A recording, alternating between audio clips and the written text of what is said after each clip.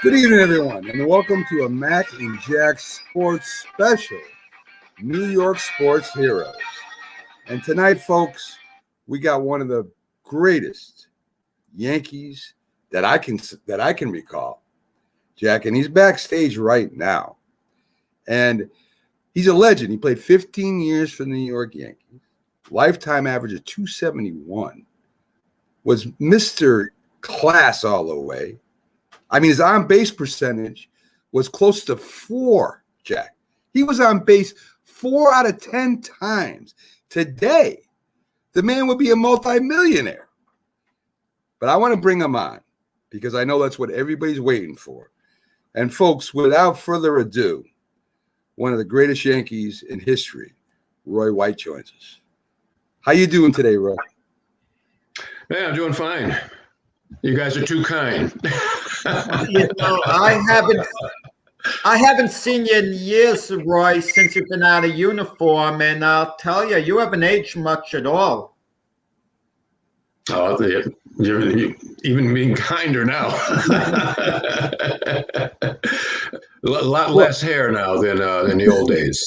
Well, and minus the mustache too. Roy. That was only 1 year. That was only 74 or 75. That was it. Yes, I didn't really like it. So, Roy, I mean, I've texted you. We talked off air. I mean, there's a story I want to tell everybody, and it goes back to my childhood. I was about 7 years old. My dad was a Yankee fan all his life. And he told me about the greats, Joe DiMaggio. He watched play. He watched Yogi Berra. He watched Elson Howard. He watched Mickey Mantle and Roger Maris. And he took me to the game, and we were there sitting there watching the Yankees play the Red Sox. And back, I think it was 69 or 70. I'm not exactly sure of the date because I don't have the ticket still. I wish I did. But my father, we were behind the Yankee dugout at the time, and my father said when number 6 came up to the plate, he said, "Watch this guy. He's a great ball player. He's fast, and he makes things happen." And right on cue, Roy, you got a base hit. You stole second. You got to third, and you were the first one. You were the first one of the game. And from then on, I became a Roy White fan.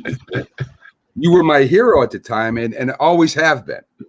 And we were sitting behind the dugout, and my father got a baseball, and he passed it down the bench to get the signatures of the Yankees. And we got all the signatures. The ball came back. We went home. The next day, I was looking at the baseball, and it was hard to read because, of course, the pen on the baseball was light. But I found your name.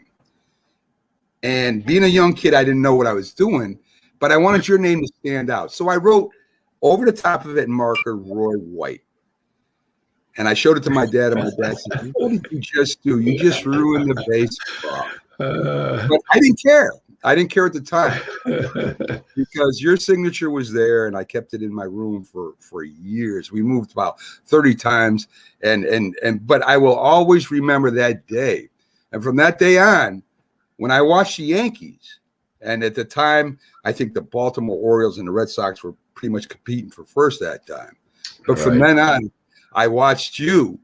And I watched you grow and watched the team grow. Not you. You were good. You were probably the best ball player on the team. But I watched just to watch you. And to get you on today is just unbelievable for me. In fact, I'm wearing my Yankees hat, Roy. I never wear a Yankees hat on my show. I normally wear No player in Yankee history experienced the culture change that you did. When you joined them in 1965, the Yankees were the greatest dynasty in the history of sports. Far and away, 14 pennants in 16 years. And you were joining that team. No one knew in 1965 the bottom was going to fall out. No one had any idea.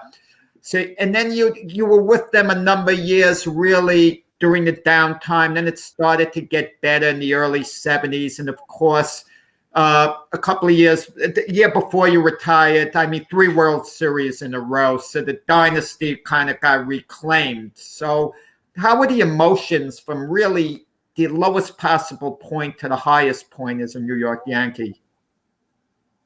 Yeah, I assume that when I joined the Yankees, coming up through the system and having watched the Yankees as a kid on the game of the week, and being in the World Series, like every year it was the Yankees and Dodgers or somebody, would be another opponent. And I were teams in those days. I was not a Yankee fan, growing up out in California, Compton, California. But I assumed when I got to the Yankees, we were going to continue to be in the World Series every year, because the names were all there. So it took 11 years before I finally got to a World Series, after joining them in 65. So nobody realized at that time, as you said, in 65, that this was the dynasty on its downfall, basically. Everybody was sliding down from their prime. Whitey Ford and Mickey and all the guys were getting older. And, it was just unbelievable that we were that bad. In some of the early years, we were kind of a laughing stock in the league. People kind of made fun of us, being, I think we finished second to last one year, either 67 or 66. So I was probably the happiest Yankee in 76. Chambliss hit the home run against KC, and we were finally going to the World Series, because I'd been through that whole 11 years of, being a doormat team for several years and being laughed at kind of, and then getting back into prominence, in the 70s. Roy, let's talk a little bit about a little bit about your early years. You came up as, if I remember right, you came up as an infielder. You and Bobby Mercer both, if I remember correctly. And you got moved to the outfield, both of you. And Bobby Mercer had a lot of pressure on him because he's taken over for Mickey Mantle at the time. Right. He's the next Mickey Mantle. What kind of relationship did you have with Bobby? Yeah, we were pretty good friends, Bobby and I. He always said I was his hitting coach, because he would always ask me what he was doing wrong, when he got in a slump. Because for a number of years, he was hitting number 3 and I was hitting number 4, starting in 1968. So I was right behind him all the time, and he'd come to me and, Roy, what am I doing wrong? What am I doing wrong? I'd say, oh, you're getting out on the front side. I got to stay back longer, stay back, that sort of thing. So we had a great friendship through those years. I came up as a second baseman, and Mercer, a shortstop in 65. We were both call-ups in, and that's when I got my first taste of the outfield. Johnny Keane was the manager, and I came up, we were at home, and after that home series, we went on the road, and we went to Chicago, and Johnny Keane called me in the office, and he says, I don't want to use you and Mercer in the infield together, because we're playing some teams that are in contention for the pennant. And I want to have my best guys out there. So I might use you in the outfield. So, I should go out and take some fly balls out in the outfield. So I went out and started taking fly balls in the outfield, during batting practice. And then I came in, they put the lineup up. I was starting in right field that game against the White Sox. Wow. So I was like shocked. I almost had a heart attack, my first game, in the big leagues. I'm starting in the outfield, started in right field. And after a few games of right, I ended up playing center field a couple of games towards the end. I remember the last game of the season was in Fenway. I played center field in Fenway. And that following year, I was an outfielder in 1966. And I started off great, but then ran into a slump when I got home run happy. Because that season, after the first 7 weeks of the season in 1966, I was leading the Yankees in home runs with 7, RBIs with around 35, and I was hitting 325. Wow. Yeah. So I started kind of thinking to myself, geez, I might hit 25 or 30 home runs this year. Boy, was that a bad idea. Because all of a sudden, that thought was in the back of my mind. Instead of having a nice swing for base hits, I started pulling off the ball, trying to lift the ball to right field, and went into a real bad slump. And then when I finally realized it was too late, I was on the bench, and then just a reserve player. The following year, 67, I ended up as a third baseman. They traded Clete Boyer, and I think they had Charlie Smith, but they got rid of him, and I came in, and they wanted me to learn how to play third, and that didn't work out. And 68, Ralph Houck says in spring training, comes up to me and says, you're going to go back to the outfield, and that's where you're going to stay. Don't worry about the infield, third base or second base or anything. And that's when I got my break. Actually, 68, first week of the season, Joe Pepitone broke his arm playing center, making a throw. And I got to start in right field playing the Anaheim Angels out in California. Went 3 for 4 that night with a home run. And Ralph put me in the next night, got 3 hits the next night. And from that point on, that was a regular outfielder with the Yankees. When you first came up, Roy, how starstruck were you to be on the same team with Mickey Mantle? Well, that was pretty amazing, guys. I remember when getting called up in 1965, I was at Columbus, Georgia in the Southern League. And we had just won the championship, and I already had my plane ticket to go back home to California. And at the end of the game, I came out of the shower. I was getting dressed, and the clubhouse guy came over and says, Rube Walker wants to see you in his office. And Rube Walker's our manager at that time. And so I went in to see what Rube wanted, and he says, forget about that ticket to California. The Yankees just called you up. You're going to New York. So they had me on a plane to New York that next day. Which was a Saturday. So go to Yankee Stadium that first time and go into the clubhouse, and there's Mantle and Maris, Whitey Ford, and Bobby Richardson, who was my idol as a second baseman. I kind of wanted to be like him because he was a great ball player and a gentleman. And it was just amazing. I said, geez, I was watching these guys when I was 12 years old in the World Series, and now I'm on the Yankees, and they're still here, So it was unbelievable. That first game, I'm on the bench, and we're playing the Orioles, and I'm just happy being on the bench in Yankee Stadium with 30,000 people there, looking at Brooks Robinson at third and Luis Aparicio playing short. Boog Powell, I got their baseball cards, these guys. And Al Downing started for us, and Dave McNally started for the Orioles. And in the bottom of the sixth, we were down like 7-1 or something like that. And all of a sudden, Keene says, Roy, go grab your bat. You're going to hit for Downing. It's like, oh, my God, I think I'm going to get in the game, this first time up here in New York. And I had number 48 at that time and got announced. At number 48, Roy White hitting for the Yankees and facing Dave McNally. Elston Howard gave me some advice before I went up. Said his fastball's away when he gets ahead, curveball down and in. And sure enough, first 2 pitches were fastballs. I fouled them both off straight back. And so I'm thinking curveball. I remember what Elliott told me. So I'm thinking, okay, curveball down and in, curveball down and in, So McNally winds up and he fires, and it's another fastball coming low and away again. And just out of a reflex action, that ball was going to be by me. And it was just a reaction. I kind of flicked my bat right at the last minute, and I hit a bullet right up the middle for a base hit. First time up in the big leagues. Wow, that's get down to first base, get the ball. Second game, they start me at second. Wally Bunker's throwing for the Orioles, Rookie of the Year. Double the first time up, score a run. Next time up, base hit. Got moved over to second, scored another run. I come into the dugout, and the guys are shaking my hands, and Mickey Mantle looks at me and says, hey, kid, nothing to this game, is it? But Mickey was great with all of us young guys. He treated Mercer and I just like, regulars, made you feel a part of the team. And I heard that was because he was treated badly by DiMaggio, when he was a rookie. And so he treated us young guys with a lot of respect, and it was a great experience. So, Roy, in 1972, thereabouts, George Steinbrenner buys the Yankees.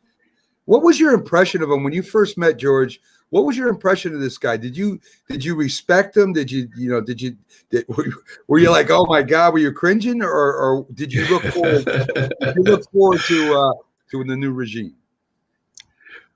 Well, I'd heard about George Steinbrenner. I think he was an owner of an ABA club, and his reputation was already out there that he was kind of a crazy, buoyant guy. So it was kind of with trepidation, that he was the owner. I was kind of waiting to see what was going to happen. I didn't have any opinion as far as, we're going to be better now or what. I didn't know what it was really going to be like. So we found that out pretty soon, though, when I started sending notes down about guys getting a haircut and stuff like that. So the one thing I will say, though, that I found out that this guy really wanted to win, and he started making changes as far as getting us some new players in and making changes where we were going to be a better ball club. Where with CBS, they didn't really put any money into the club at all during those years that CBS was running the team. It was pretty stagnant, they didn't make any deals, any trades to really help the club. And so that changed in a hurry with George. And he was like a Jekyll and Hyde type of guy. One day he could shake your hand and say hello, how you doing? And 5 minutes later, he might walk right by you and not even say, acknowledge you. So, so I didn't have much contact with him as a ball player. I didn't see him or really have a lot of contact with the owner at that time. In Sparky Lyle's book, The Bronx Zoo, he more or less said that George Steinbrenner wasn't always the biggest fan of Roy White, because George liked the glitz, the power hitters, the 40 home run guys. He appreciated more than the on-base percentage guys. And ironically, the game is now changed. I mean, you would be a lot more appreciated if you were playing in this era, leading the league in walks one year, runs scored. The analytics would have, really changed your whole image today compared to the past. And you had a great image in the past, but today you would have been even more appreciated. Yeah. There's no doubt about that, because in our day, when I used to go in for a contract, I used to keep stats myself of how many runners I got over, how many times I went the other way, just to try to, negotiate a better deal for a contract back then. Now all those things are regular, the WAR, wins above replacement, and all that kind of stuff, on base percentage. As you said, I'd be acknowledged a lot more under today's circumstances, no doubt about it. So maybe 15, 16 million a year. Yes, Roy. So getting back to Mantle, though, let me give you another Mantle story. Being with him in those early years and being shocked when Ralph Houck put me at cleanup in '68. We got back to New York after a road stand, and Ralph calls me in the office and says, "Hey, Roy, I'm going to have to hit you number 4. What? Me hit 4? He says, well, they're walking Mickey, because I think at the time I was hitting either 2 or 3. And he says that Mickey's not getting any pitches to hit. If you're hitting 4, at least I know I got a guy that can go up and, hit a double or a single, a guy that can make contact or whatever. So that started a run of maybe 6 or 7 years that I hit cleanup for the Yankees. So I was hitting behind Mantle in '68 for that season.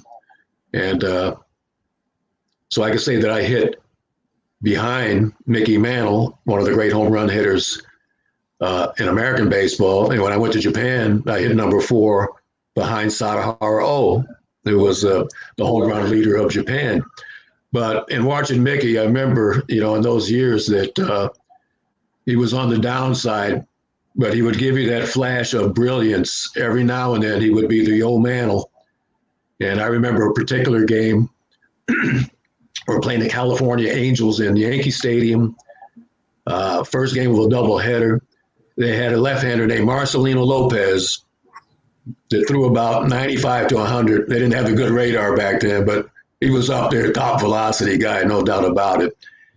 And we had a bases loaded situation, and Mick comes up. he gets a fastball that was up and away, and he tomahawked it to the opposite field into the third deck, into the very corner of the third deck in right field. Wow. I'd never seen that kind of power for it. It was like a rocket that he had out there. The next day against Lou Burdett, he's hitting lefty. He hits an opposite field home run into the back of the bullpen. And you remember the old bullpen in the original Yankee Stadium, it was 4-0 the gate. And he hit it all the way in the back of that bullpen. So the ball must have went like 450 or something. So that was amazing to see what he could do, when he hit a baseball, how he could impact it. I think that's when he had a spurt of 8 homers in 5 games. He had that great spurt, I think. Just one quick thing about Mickey. One more thing. Mickey was a great bunter, and reportedly you asked him to teach you how to drag bunt. Is that true? I don't know if that's true or not at this time. Okay. Maybe. I don't know. My memory's not that good. I'm up in years now. It seems pretty good, game by game. He could do it. It seems pretty good. I could never do it like he could. I did bunt, but not as good as Mickey could do it. So Roy, he was amazing. You couldn't put a shift on him, because he could do that. Be all over, right? So Roy, Billy Martin comes in, becomes the manager of the Yankees, and he was a great field manager, I would say. He made a lot of teams a winner, but of course he had that problem with alcohol. When you first met him, I don't know if you met him before you were with the Yankees or not. When he came in there, did you know things were going to change from the norm?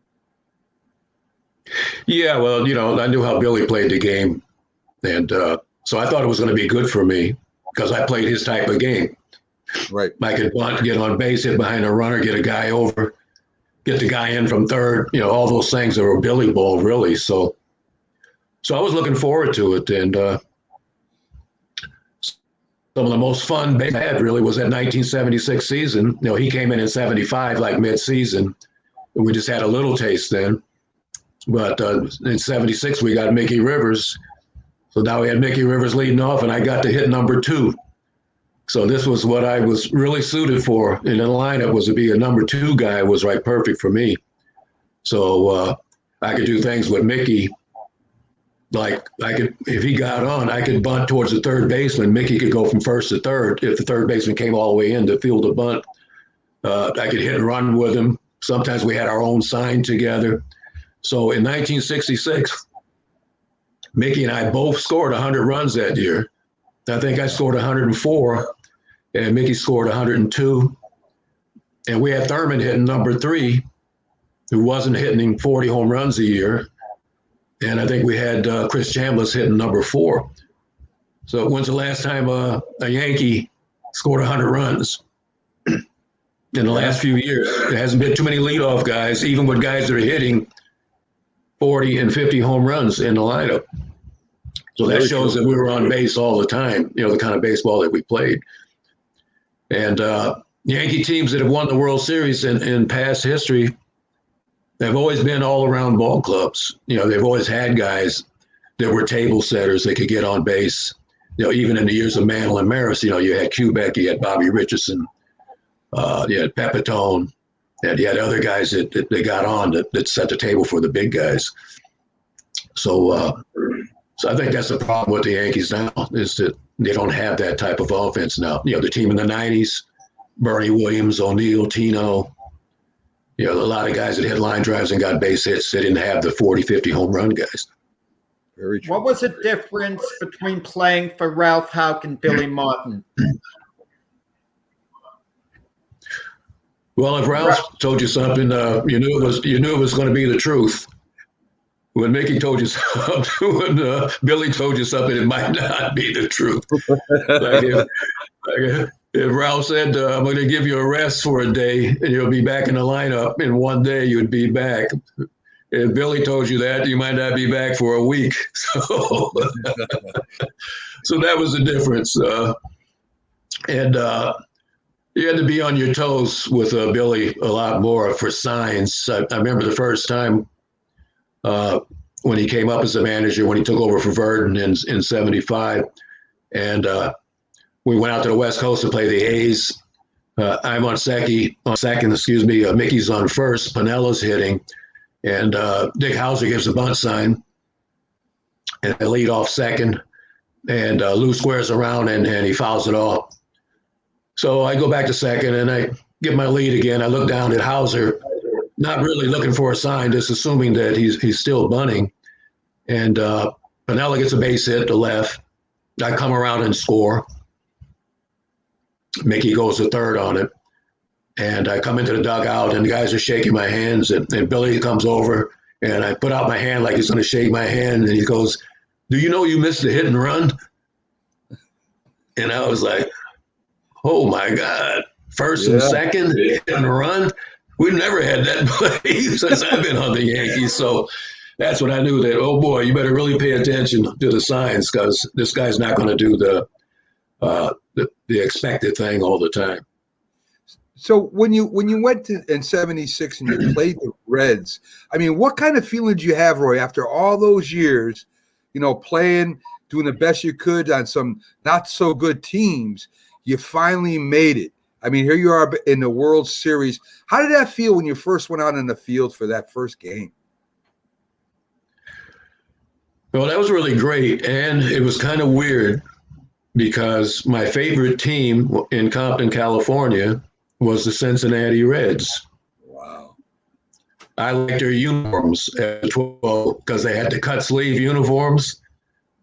So, and they could hit. They always had great hitting teams. So that was a big Cincinnati Reds team going back to Ted Kluszewski and Wally Post and Gus Bell, then Vada Pinson and Frank Robinson and those guys, when they got up there. So now my first team I'm playing against is a big red machine with Bench and Rose and all those guys. So that was kind of crazy that would be my first team that I would face in a World Series. But it was kind of surreal, going into there. And I think that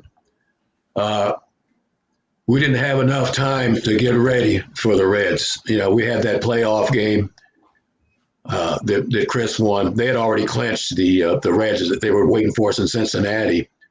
So we had one day. We got there and had a workout, and the next day the series was starting. So we were still on a high from beating Kansas City, and I don't think we were really prepared. We probably still would have lost to the big machine. They had a great team, but I don't think we would have been swept if we'd have had a chance to, have our team together. If we didn't get a chance to go in with our best starter or any of those things. So the 4-game sweep was kind of a bitter, end for us in that particular season. But the fact of being in the World Series and everything, I thought it was great because I felt like neither team is a loser, basically. You're the two best. You're the last one standing. So it's nothing to be ashamed of, if you get knocked out in the World Series. Sure. So 77, you guys go back, and you had a huge home run in that playoff series, Roy. I mean, when I was watching the Yankees come of age, of course, I'm watching to see, how much shots you get. I mean, I know they played games with you with Pinella and all that nonsense, and you started as much as he did. Lou has I'm not against Lou Pinella. Great hitter. Not the fielder you are, even close to the fielder you were. But you played as many games as he did, not being the named starter when he came in there. But you had a huge home run. And I mean, that's got to be electric. I mean, if you're down, you might be out, and to come up with a big hit like that has got to be awesome, Roy. Yeah, I think that's every kid's dream, is to have a World Series home run or a playoff home run for that matter. But Lou and I were good friends, and people have the assumption that he was playing left field half the time, and it's not true. Because if you look at the records, I have like 1,500 games in left field, as a Yankee, and Lou has like 150 games. That's right. So I was the guy who was out there all the time. But the fact that in the 77 World Series, Billy didn't play me in the outfield at all. So I wasn't too happy about it. That was one of the times that he didn't tell me the truth. He said I would play against the right-handed pitchers, and then Lou would play against the lefties, and that never transpired. I remember So, how upset you were, Roy. Roy, yeah. he sat you down all the way at the end, all the way basically Right. at the end after you had been starting all year. So why Exactly. make the decision then? Because it was as if your body of work meant nothing at that point. So what were your emotions? Yeah, that was yeah, I was pretty bitter about that. That really bothered me a lot, because I'm from Los Angeles. I had my parents and everybody at that World Series, and I hit maybe in a couple of games, and that was the only shot I got. So I regret it now. I should have just went ahead and rooted for my teammates. I wish I did, but I should have been more into it. You 'Cause I didn't even rebounded know the next year. No apologies know. needed. You rebounded the next year. But I didn't even go to the parade in '77. Wow. And Thurman didn't either. We both went back home because we were on the same flight. But '78 was, that was a big redemption. I played every game of the World Series and was in the running for MVP right down to game number 6. Henry Heck, who wrote for the Post, said, "It's between you and Bucky, Roy. Whoever has the best game to be MVP." First game. But First Bucky, time up, I don't. He overshadowed you with that 3-run home in the playoffs. You got a big hit to get on base to lead up to that.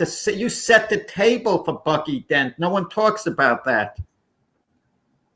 Yeah, and that's true.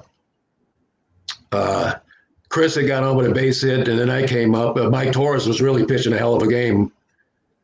I felt like we were in real trouble because he was really on, and he really had a good slider that day. And I was actually looking for a slider, and he threw me a fastball, and I just reacted and hit a base hit up the middle, and was on first. And I remember Gene Michaels was coaching first, and he comes over to me and says, "Well, we're probably going to have a pinch hitter for Bucky, And he's kind of looking over at the dugout, and then it didn't happen. Bucky came up. So anyway, when Bucky hit that ball, I'm watching Yastrzemski and left because I think it's going to be off the wall. And I said, if Yaz misses this carom, I'm going to try to score. If he messes it up out there, I'm going to go all the way. So I was already coming right to second, and I had my eye on him. And all of a sudden, I saw him just drop his head, and he had his arms folded, looking down. And it was like silence in Fenway. So then I knew that ball had gone out. Yes. So that was a big moment, no doubt about it. And it was my bat. I had loaned that bat to Bucky. Mickey Rivers told everybody it was his bat. The turmoil of those Yankees. I had given it to Mickey, but then told Mickey to give it to Bucky because it was the model that Bucky used, but it was lighter and a little bit shorter. Right. So for years, it was Mickey Rivers' bat. So I started to believe it myself. I said, geez, maybe it was Mickey Rivers' bat. So much later, I'm in Cooperstown to the Hall of Fame week, and I'm signing autographs, and a fan comes by and we're talking. He was on his way to the Hall of Fame. So I said, hey, when you get down there, see if you can find the bat, the Bucky Dent bat, and tell me what name is on that bat. So he says, okay. So he leaves. And he comes back a few hours later. And he says, the bat's not there. It's on tour. That they take items out of the Hall of Fame and they take it on tour. But the guy that runs the Cooperstown there had told him, he says, when it comes back, I'll email you and let you know. So I gave the guy my email address. And a couple of months later, I get this email and it says, your name was on the bat. Wow. So it was my bat. Roy, back in those days, of course, Sparky Lyle wrote the Bronx Zoo, and there was a lot of personalities, Munson Jackson, Mickey, all these. There was a lot of personalities, even Nettles to a point. There was 3 players that were really above all this. I'd say it was you, Chris Chambliss, and Willie Randolph. I think you 3 guys didn't really look like you were into all that stuff. You guys just went out, played ball, did your jobs. and really didn't get into all the stuff. What kept you above that fray that it looks like you didn't get involved in all that nonsense that was happening in the clubhouse, Roy? Yeah, I didn't even know what was going on half the time, because I was always thinking about what I was going to have to do, to help us win a ball game and stuff like that. So I was kind of focused on other things rather than what was happening outside of the stadium, or what controversy was ever going on with Billy and Reggie and all that kind of stuff like that, or with Steinbrenner and all that. So I would read about it in the papers, like a lot of times, like you guys. Like a lot of times when the game was over, if I didn't do anything in that game where I knew it wasn't going to be interviewed, I could be out of the stadium within 8 minutes after the game. I had it down to a science. Get my uniform off in a few minutes, run into the shower, get my clothes on, and I could get into the parking lot and be going across the McCombs Bridge with all the rest of the people before the traffic got too bad. So anything that happened after that, I didn't know about it until the next day. Yeah, one of the saddest days in Yankee history, the saddest day was when Thurman Munson perished in the plane crash. I mean, obviously that had to be extremely devastating in the clubhouse. Yeah, especially tough for me because Thurman and I sat next to each other for those 10 years that he was with the club. When he came up, I believe it was 69. Did Thurman come up? 69? Yeah, I think it was 69 Thurman came up. 69 or 70, yeah. He came up 69. And they put him in the locker right next to me. I was at the far end on the left-hand side when he come into Yankee Stadium. I was the second to the last locker to the trainer's room. And then Thurman got the last locker, but there was one open one where he put his catching stuff in. So Thurman was the first guy I saw every day when I came into the stadium. And we had a lot of plane rides together. And I was Thurman's favorite for restaurants.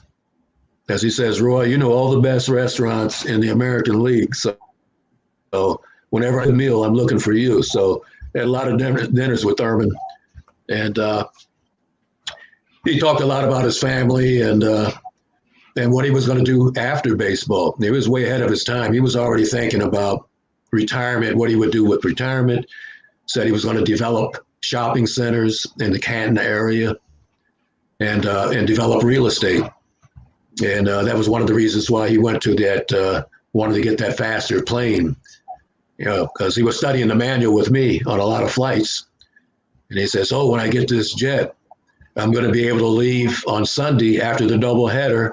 I'll fly back to Canton. I'll be there in a couple of hours, and I can come back on Tuesday because we always had Monday off because we always had that Sunday doubleheader in Yankee Stadium, which they don't have anymore. The guys don't have to worry about doubleheaders. So he said he could be back at the stadium on Tuesday, so he'd have that time with his family. So it was particularly rough for me. It was the first time I really lost a real close friend like that. Wow. So Roy, I mean, I imagine you watch the Yankees today and follow them at least a little bit. I mean, it seems like, as you were saying, that there really is no more small ball in a lot of baseball teams, especially with the Yankees. But there is one ball player that reminds me a little bit of you. Your stats are a little bit better than him. He plays left field for the Yankees now. In fact, he plays all over the place. Brett Gardner. He seems to be like a hard-nosed professional ball player that tries to get base hits. He has a little pop in his back, fast, right, stable, and he's a good fielder. So that's very good. That's the only guy that your stats are similar. Yours is a little bit better than his, but he does remind me of you. He's a little old school baseball.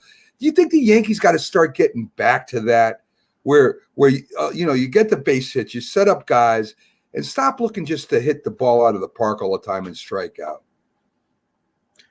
Yeah, I think that's very evident. We've seen a lot of that over the last couple of years. I mean, you get to the playoffs, and when you get to the playoffs, you're going to face the best pitching. And when you get good pitching like that, they can get those big hitters out with the big swings pretty easily when you face the tough guys like that. So And when you look at the teams that won in recent years, that have got to the World Series, they've had teams that were very athletic. Tampa Bay has been an athletic team that's been winning the American League East for the last couple of years. Boston was very athletic with the club that they had. Yeah. And on the National League side, the same thing with the Dodgers and San Francisco and even Houston. So I think baseball's going to turn back to that, and I've read where Cashman is already looking to try to make some changes like that. You got to get some contact guys in there. They've only had DJ LeMahieu.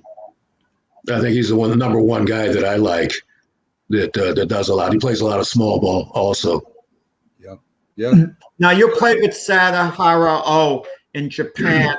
How would he have fared had he played in the major leagues here? Would he have been as big a star or what? I think he would have been a solid player over here. At least as successful as Hideki Matsui. The biggest difference for him, from Japanese baseball and Major League Baseball, at my time he would have been facing more tough left-handed pitching. Like in Japan, they didn't have that many left-handers, that were tough pitchers. But I think he would have been successful. He had a good swing. He had great power. He had major league power. And he was decent at first base. So I think he would have fared well over here. So I want to get to one thing that's been bothering me, Roy, for years. And I don't know conversations that, if you have any, with the Yankees. Why are you not? I don't know if they've contacted you or not. Why is your name not in Monument Park, and why isn't there a worldwide? I mean, I want to know the reason for that, because that really ticks me off. No, I really don't know about that. I have a good friend that runs my foundation. That he talks about it all the time. He says, "Before I die, I'm going to get you into Monument Park. You deserve to be out there." Well, have the Yankees had a day for you, Roy? Have they even had a day? No. I mean, at least the Roy White day, bare minimum. That's the bare minimum that should have been done. I've always been under the radar. I've been under the radar for all those years. Roy, I don't get it, and I wish I had Cashman in front of me a couple times, or the owners, the new owners, the family of George Steinbrenner. I don't get it. There is no reason that I can even think of. But that's I don't want to. Let me ask Roy: does he feel the Yankee teams, the great Yankee teams that you were on in the late '70s, your legacy is a little bit lost because of those following Yankee teams during the Derek Jeter era, who won 4 championships in 5 years? Do you think, it's just that when people think of the Yankees, the popular Yankees, they think of the more recent, championship teams as opposed to the 70s? I don't think it's necessarily true, really. A lot of the fans I meet say that the teams of the late 70s were some of their favorite teams, that they love the makeup of the teams that we had during those years. And I always say that it would be a good series between us and the team of the 90s. Yeah, that would match up pretty well. That would be that'd be a good battle. But I think we'd win because we had Ron Guidry for the big game. And you can always count on Gator to go out and do it for you. Roy, one more thing I want before we let you go. I want to talk a little bit about your book with Mickey, and let me see if I got it right. It's Royce. What Roy says to Mickey. That's the only book I know that's out there about you. It's the only one I can find. I don't think you've done a book of your memoirs or anything. I would buy it. I think a lot of people would if you. So let's talk a little bit about that. With that, what does that book actually entail, so the people that are viewing it at home can maybe take a look at it? Yeah, it wasn't an autobiography or a biography. It's really about the Yankees during the lean years and some of the players that played there through my voice. So I'm talking about guys going back to the mid '60s and into the '70s. So it's kind of like from Mickey Mantle to Mickey Rivers. So they're talking about those years in there. And so they talk about Sam McDowell, Catfish Hunter, Bill Verdon as a manager, Thurman, Horace Clarke, Fritz Peterson, and stuff like that. So, and I just tell my own personal stories of things that happened to me. A lot of them I thought were pretty humorous. And so it was on the light side, really. Well, I hope I've had some guys ask me about a book doing an autobiography, but I turned it down because they wanted me to for it to be kind of a tell-all book, and I wasn't really interested in doing that kind of book. I'll tell you an interesting story. To wrap it up, I'll give you this last story right here. As I said, I was not a Yankee fan. Had no idea the Yankees were interested in me out in Compton, California. I knew I was going to sign, and I knew there were clubs after me. There was 4 or 5 clubs where I've seen the scouts.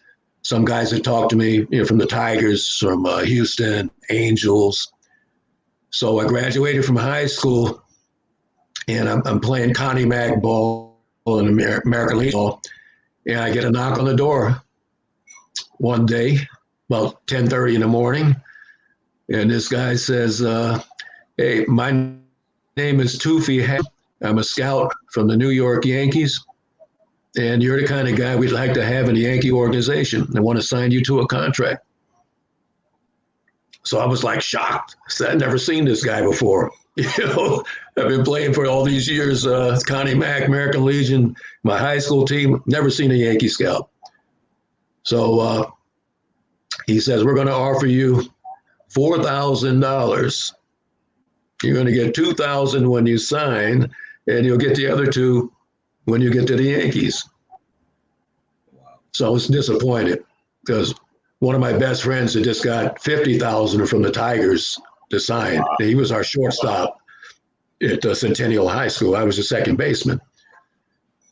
One of my other friends that played for our crosstown rivals had got 20 from the Pirates. So, I felt like I was good for at least 15 or 20, but still for a 17-year-old kid, 4,000, that's more money than I'd ever seen.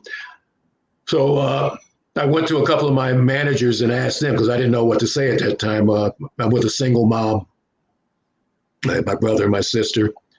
And my Connie Mack manager said, "Hey," he said, "you've always wanted to be a big league ball player. This is your chance. So you should go for it." So I signed with the Yankees and, went to spring training, not that year. I went the following season, finally got up to the Yankees. And after I became an established Yankee, and like I said, in '68, I think in 1969, I'm at a dinner, off-season dinner. And I'm sitting next to Johnny Johnson, who ran the farm system for the New York Yankees. And he says, "Roy, do you know how we signed you?" I said, "No, what happened? I signed a contract." He says, "No, that's not the way it happened." He says, "One day we got 5 signed contracts from California, and we didn't know who any of you were because the scout signed you and resigned. Wow. You did not get permission from us." So he said, "We didn't have any idea who you were." Wow. So I was the only guy out of those 5 that got to the big leagues. So it wasn't for this guy, Tufi Hashem, who on his own recognizance, or whatever you want to say, deciding I'm going to sign Roy White for the Yankees, and then I'm quitting. Guys should have hung around. The Yankees would have given him a bonus for finding you. Yes. Ladies and gentlemen. So I leave you with that story. ladies and gentlemen, those of you watching and those that you will watch later, this is one of the greatest Yankees that I've ever seen, and I've seen a lot of them. And he was gracious enough to come on with me. One of my heroes of my childhood and still today. Roy, thank you very much. It's been a pleasure, and good luck to you and your family as you go forward, my friend. Hey, I appreciate it. Maybe I'll come on again sometime. Good That luck, was Roy. Absolute pleasure. great, Roy. Have a great day. And thank you All for right. coming on. Take care. You're welcome, guys. Thanks, Roy.